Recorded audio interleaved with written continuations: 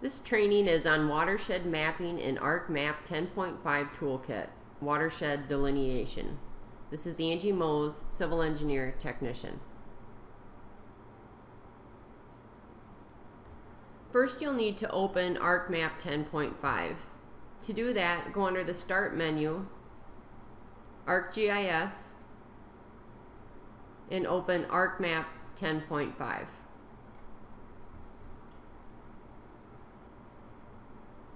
Once the program loads, a pop-up menu called ArcMap Getting Started will open. Under the Existing Maps tab on the left-hand side, select Browse for More. From there, you'll browse to the F drive, ArcMap Projects.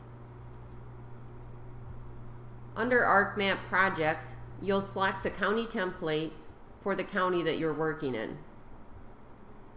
For this example, we're working in Clayton County, so I will select the Clayton County 2018 MXD file and then press Open.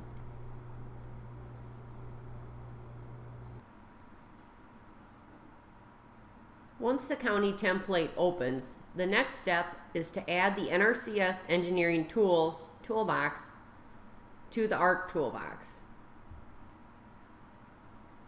If the NRCS tools are not loaded or it is the first time running ArcMap, follow the instructions located on the F drive. They are located under the F drive,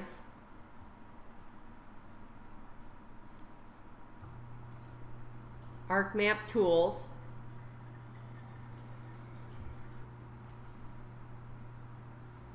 NRCS GIS Engineering Tools,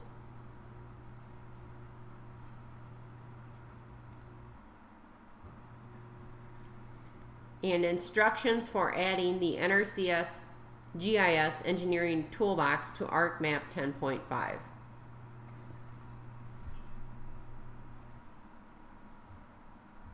To turn on the Arc Toolbox, you'll left-click the Arc Toolbox button at the top of the screen.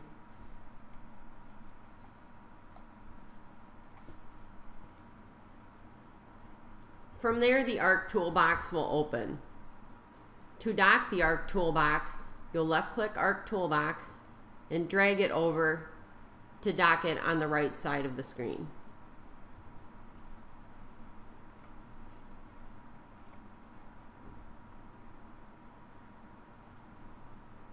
You can pin or unpin the auto hide for Arc Toolbox.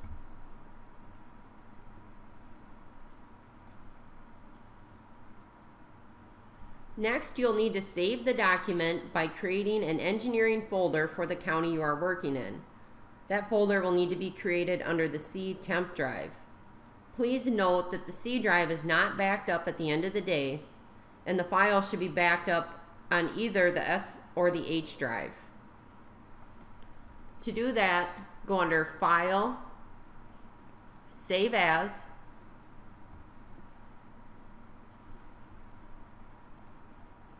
navigate to the C drive,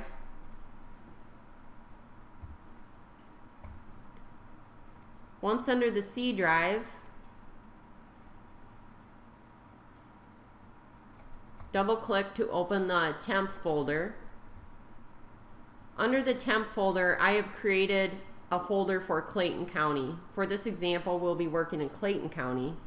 So under the Clayton County folder, I'll right-click and create a new folder. And I'll follow the naming convention of last name, first name, practice. So for this example, I'll call this project John Doe 412.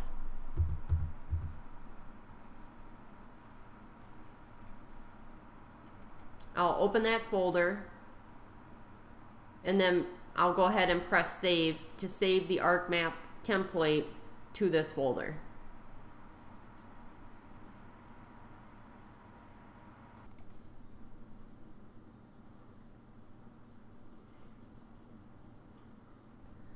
One thing to note is that each time a watershed is created in ArcMap, the program needs a folder to work in and hold the temporary files. When you create a folder for NRCS GIS engineering tools, you'll want to include only letters and/or numbers in the folder name, no spaces or special characters. ArcMap will not recognize the county folder within a landowner's toolkit folder due to the characters within the folder path, which is why we use the C temp drive.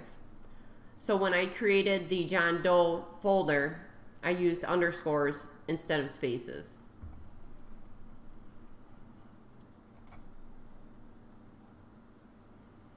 With the county template open, you'll note that the Iowa PLSS townships layer and the Iowa sections layer have been turned on. The next step is to zoom to my area of interest.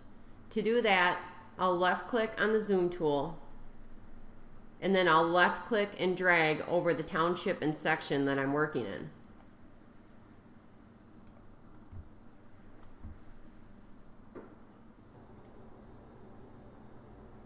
Once you have zoomed to your area of interest, turn on the Iowa 2018 NAIP orthophotos or latest imagery provided under the table of contents to view the ortho imagery. The next step is to pan to my area of interest. To do that, I'll left click on the hand and left click to drag the photo to my area of interest. For this project, we'll be delineating the watershed for this waterway located here.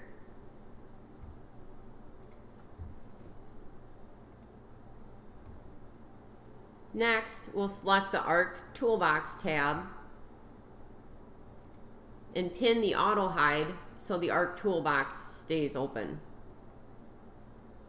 I can adjust the width of that by clicking and dragging the side of the Arc Toolbox. Next, I'll expand the NRCS Engineering Tools Toolbox drop-down to the Watershed Tools. First, I'll expand the NRCS Engineering Tools, and next, I'll expand the Watershed Tools. From there, under the Watershed Tools, I'll expand the Watershed Delineation Toolbox. You'll note that the Watershed Delineation Toolbox reveals the actual tools in order of use. To view those, I'll left click and drag the toolbox back to the center of my screen. You'll note that the first step is define area of interest. The second step is create stream network. The third step is create watershed. And the fourth step is update watershed attributes. I'll dock this Arc Toolbox on the right side of the screen again. Please note that delineating the watershed follows successive steps that must be done in the order listed under the Watershed Delineation Toolbox. However, once a stream network is created, the Create Watershed tool can be used without going through tools 1 and 2. Please note that it may take several attempts to get a stream network that is correct. The first step is to use the Define Area of Interest tool. The Define Area of Interest tool will use the boundary you create and extract county LiDAR DEM data. The Area of Interest boundary does not need to follow the actual watershed boundary at this point. However, the DEM data is used to create the actual watershed boundary, so the area of interest you draw must include all of the actual watershed plus some extra area. First, I'm going to turn off my PLSS townships layer by left clicking and unchecking that layer, and then I'll uncheck the Iowa section lines layer as well. I'll pan my area of interest to the center of my screen. Once again, the project that we're working on is a waterway that runs up this draw. The first step then is to define area of interest. Under Watershed Delineation, double left click Define Area of Interest to open the tool. Once the Define Area of Interest tool opens, the first step is to browse to and select Workspace. To do that, left-click on the folder. Under Browse and select Workspace, you'll want to navigate to the folder that we created at the beginning of this video for the specific project you're working in under the temp drive. Again, that's located under the C drive, temp, the county you're working in, and then left-click once to select the folder that you created for this project. Left-click Add. You'll note that the folder path shows up under Browse to and select Workspace. Next, we'll want to input a DEM. To do that, left-click the down arrow from the drop-down menu and select Iowa LiDAR DEM. Then if the DEM does not show up, you'll need to exit out of the tool and go back to the ArcMap Add button and add the Iowa LiDAR DEM. That's located under the F drive, ArcMap Layers, Iowa LiDAR DEM. You may need to close the Define Area of Interest window and reopen it to make sure it updates the drop-down list. Under Choose Input DEM Elevation Units, left-click the drop-down and select Feet.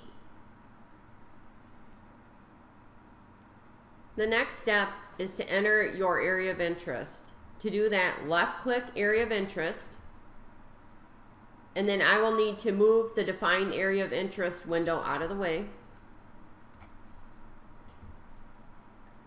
And I'm going to draw a box around the entire watershed for the project that I'm working in. Again, you'll want to extend this boundary beyond the true watershed boundary. To draw the box, I left-click,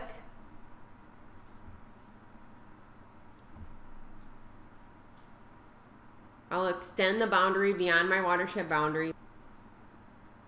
Left-click again.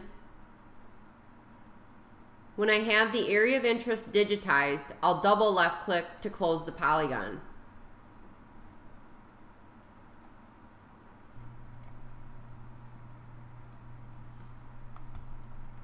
Under the Define Area of Interest screen, under Interval for Contours in Feet, I'll left-click the down arrow and select 2. Next, I'll left-click OK for the tool to run.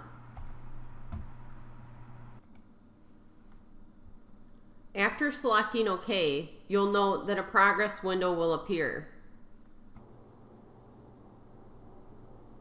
By placing a check mark in the Close This dialog when completed successfully, the Define Area of Interest tool will automatically close after it is done executing.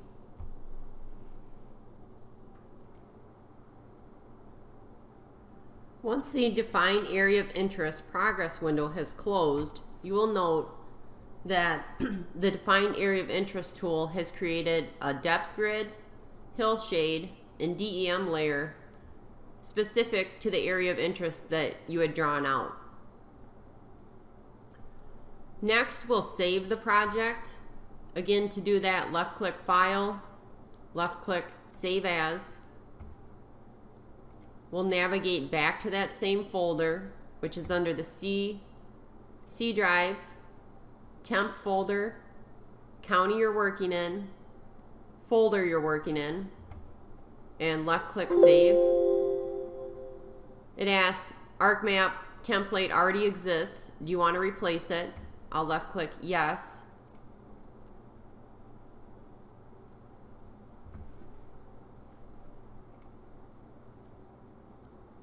The next step is to create a stream network. To do that, go back under Arc Toolbox, Watershed Delineation. This time, left-click number 2, Create Stream Network. Double-click to open the tool.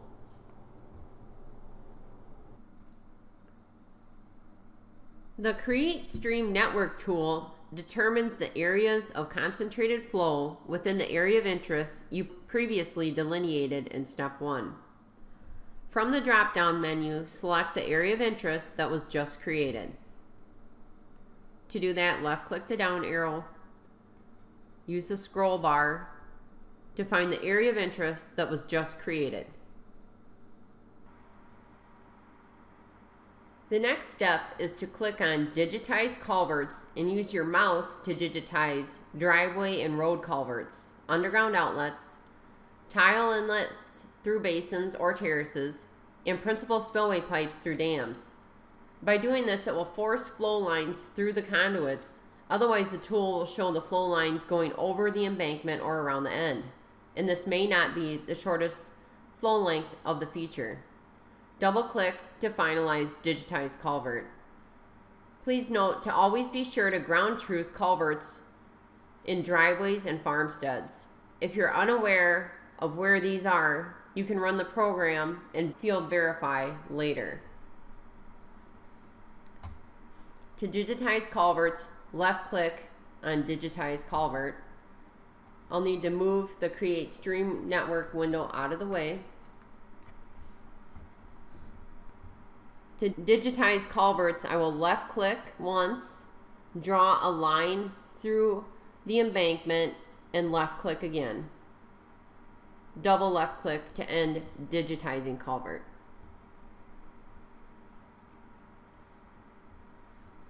Repeat digitizing culverts through any water impoundments that show up on the digital elevation model. Again, to do that, I left-click, draw the culvert through the pool of water, and double left-click again to end digitize culvert. As you can see, I have digitized all the culverts necessary in the watershed I'm working in.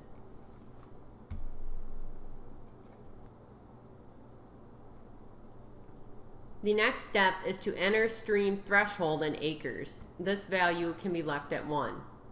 We're now ready to left-click and select OK to allow the Stream Network tool to process.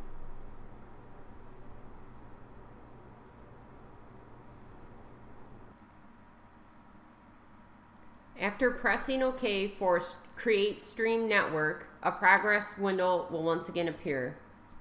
Please note that the Close This dialog when completed successfully is already checked, so once the tool is done running, it will close automatically. After the Create Stream Network progress window has closed, it's time to save the project.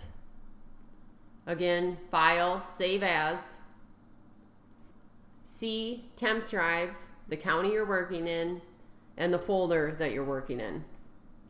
Once again, we can replace the previous template that we had saved.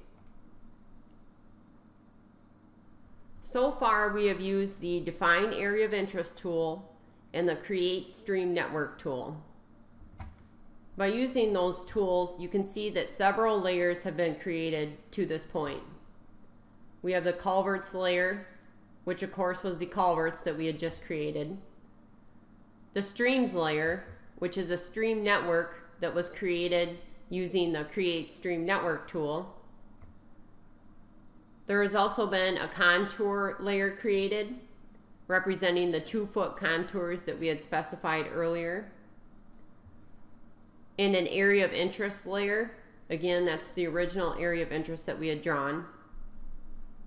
During these processes, 3 layers were created: a depth grid layer, a hillshade layer, and a DEM layer.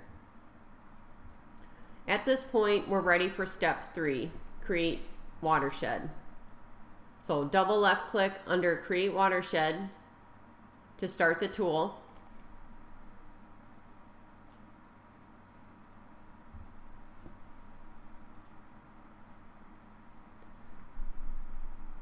The Create Watershed tool determines the watershed boundary based on the stream network that was created in the previous tool. From the drop-down menu under Select Area of Interest Stream Network feature, Select the Streams layer that was created in the Stream Network tool. Click on Digitize Outlets and use the mouse to select the outlet of the practice being installed. Double-click to finalize the outlet location. Please note that waterway outlets go across the width of the planned waterway. Basin and terrace outlets follow the preliminary footprint of the structure. Also note that multiple watersheds can be created at once, but they should be determined separately if one is inside the other. The acres and slope will not be accurate for the main watershed if a sub-watershed is created within it. So left-click Digitize Outlets. Once again, I'll need to move the Create Watershed tool out of the way. As I specified earlier, the waterway that we're working on in this project runs down through the straw and outlets here. So at this point, I want to digitize my watershed outlet at the outlet of the waterway. For a waterway outlet, I want to digitize across the width of the planned waterway. I left click once, draw the outlet across the draw, and double left click to end the line feature. Once the outlet is digitized, the next step is to enter the watershed name. The watershed name should include the landowner name, the practice, and if applicable, the number. For example, Farmer Waterway 1 or Farmer Terrace 3. If multiple outlets or watersheds are created, they will all have the same name and be within the same shapefile. The sub-watersheds will be labeled 1, 2, 3, etc., which depends on the order they are digitized. For this project, I will call it Doe _ John _ Waterway 1.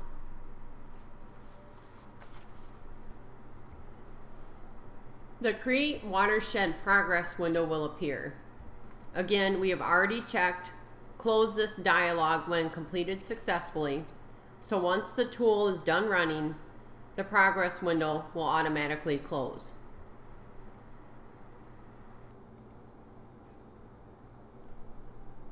After the Create Watershed tool is done running, an outline of the watershed will appear with the acres and slope listed. Be sure that these both seem reasonable. Discuss with your area engineer which should be used for design purposes. You will also notice that a flow path has been added down the center of the watershed. To view the length of the flow path, right-click on the flow path layer, left-click Attribute Table, scroll to the right, and under Length Feet is the total length of the flow length. After you have documented the flow length, you can left-click to close the Attributes table, and once again, you'll want to save the project. To do that, left-click File, left-click Save As. Again, it's under the C Temp Drive, Clayton County folder, or whatever county you're working in, and then the name of the project that you're working in. Left click Save. Would you like to replace the file? Yes. Sometimes you will notice that the flow length was digitized incorrectly. Please note you can edit the flow path layer. To do this, hover over the flow path, right click, Edit Features, left click Start Editing. At this point, you can zoom to the area that you would like to fix.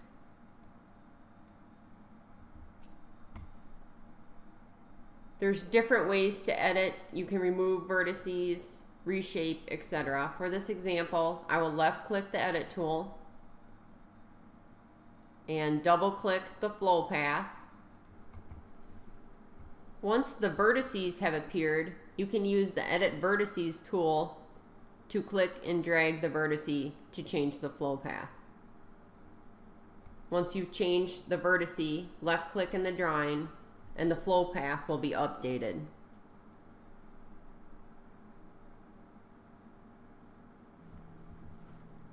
As you can see, the flow path is now updated to the change that I had made. Once you are done editing the flow path, you can left click under Editor and left click Stop Editing.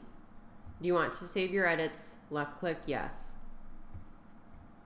At this point, I will close the Editor toolbar. After the watershed has been created, we can turn off some of the layers that were created. I'll left click and turn off the waterway outlet layer. Left click and turn off the culverts layer. Left click and turn off the streams layer.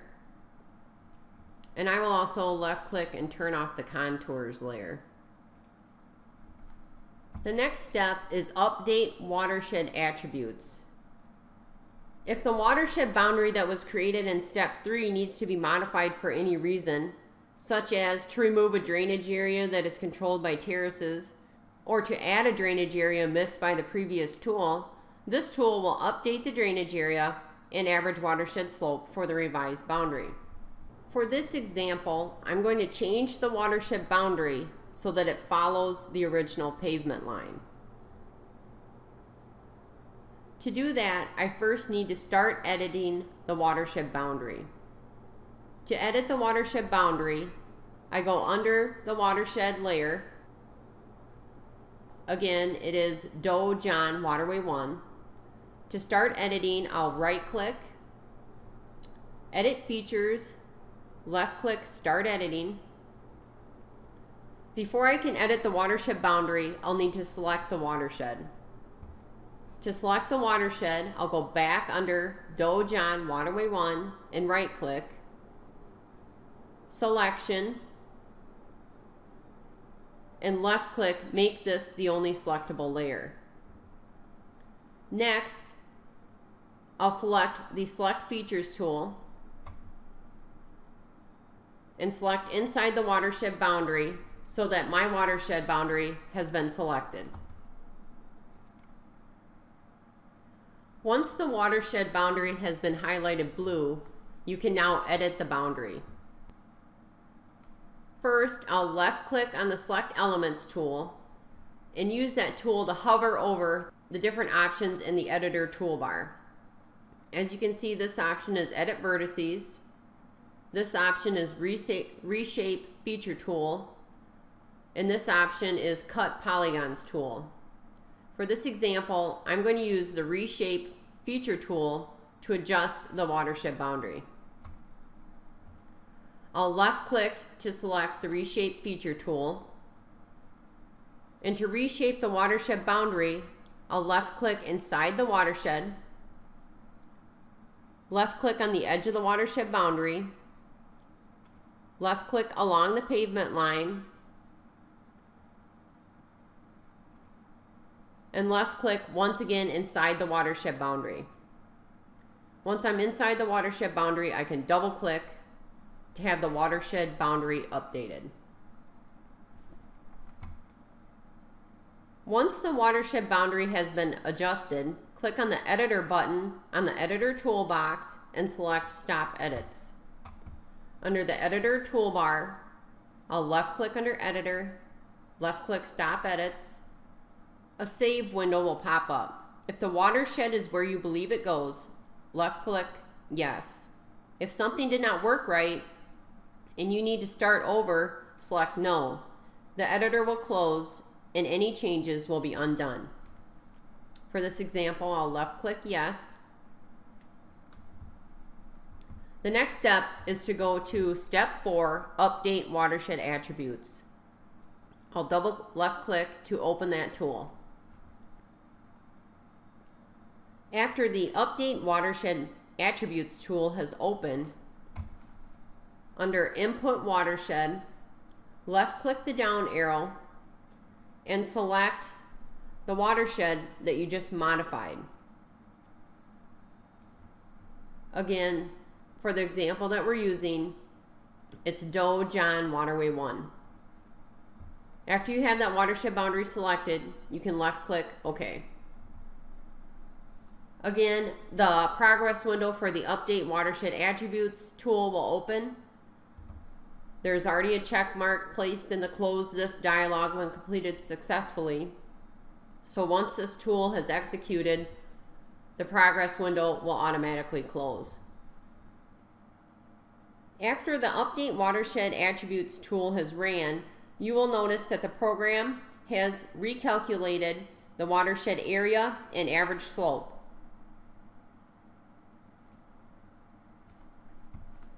I will now close the editor toolbar, and I will turn off the layers Depth Grid, Hill Shade, and DEM to view the watershed boundary. You will note, as I said earlier, that the acres have been updated along with the average watershed slope. It is time to once again save the project.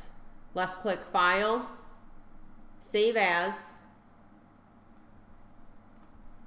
left click Save, and left click Yes to replace the file. This concludes the training on Watershed Mapping in ArcMap 10.5 Toolkit, Watershed Delineation.